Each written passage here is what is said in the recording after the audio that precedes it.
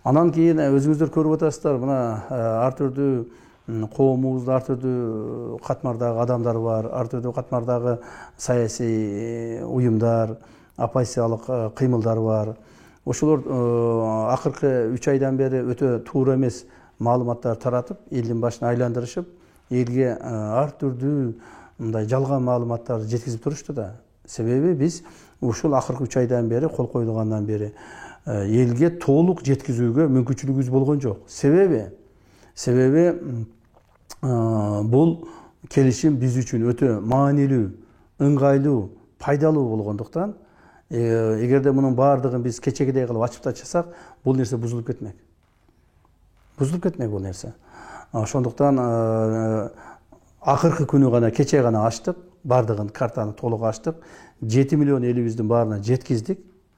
Ушуга чейинки таркатып келишкен жалган, туура эмес, ушак маалыматтардын баардыгы жалган экендиги чыкты. Эң негизги маалыматтар кайсын ушак кылышты? Булар биринчи ушак кылгандыгы бул Чечме суусун берип алышты, Гавасайды берип салды, Кемпироватты берип салды, деп баардыгы эле Орто Токойду дагы берип салды деп ушундай туура эмес маалыматтар жеткизишкен. Конечно, алардын баардыгын берип салган болсо элдин баары нааразы болот да. Элдин баары нааразы болмок, элдин баары жаман көрмөк бийликти. Бирок ошонун баардыгы калп экендигине кече мына ынанышты. Себеби Орто Токой боюнча айтайын.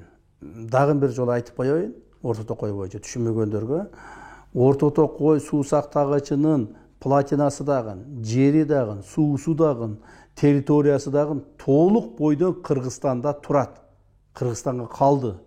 Эч кандай аган кошумча милдеттемелерди эч ким алган жок. Бул бир. Чечме булак боюнча азыр кандай пайдаланып атсак Өзбекстан менен ушул гана состояниеде калды. Эч ким Чечме булакты эч ким өткүзүп берген жок. Өткүзүп берүүгө мүмкүн да эмес, андайга биз барбайт да болчубуз.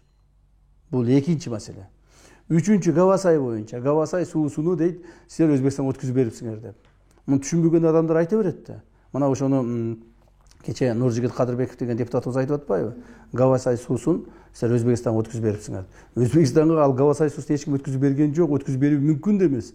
Себеби Гавасай суусунун тегереги, ошонун тегереги, андагы өрөөн, Гавасай өрөөнү, анын оң тарабында Көкташ айылы, жана башка ошол жерде 3 айыл бар. Ошолордун баардыгы Кыргызстандыкы бүгүнкү күндө. Кыргызстанга калды. Кыргызстанга жазылып калды. Эч ким өткүзүп берген жок. Анан мен ошол эле Нуржигиттен сурап атпайм. Эми сиз өткүзүп берди деп эле каяктагы учактарды айтып атасыз. Даже депутат болуп туруп, ушуну туура эмес экендигин кагазды карап туруп түшүнбөгөндүгүнө таң каламын. Так.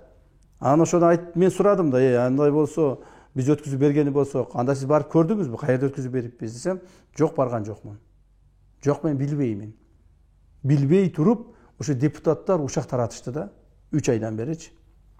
Эми бардыгы эмес, кээ бир депутаттар, кээ бир ошол оппозициялык настройдогу, эптеп эле мамлекетибизде бир ызычуу болсо экен, мамлекетибизде бир туруксуздук болсо экен, ушул кыргыз-өзбек чек арасы чечилбей калса экен, андан кийин Кыргызстан, Кытай, Өзбекстан темир жолу курулбай калса экен, андан кийин Кыргызстан, Тажикстан чек арасы чечилбей калса экен, андан кийин ушу Кыргызстанда тополоң ызычуу болуп, биз бийликке келип калса экен, анан кийин дагы көрсөк экен деген бир ушундай топтор бар да. Ошолордун ою менен булар ушу бизди жамандап келишкен. Бирок анын баардыгы туура эмес экендигине мына мезгил көрсөтүп атат.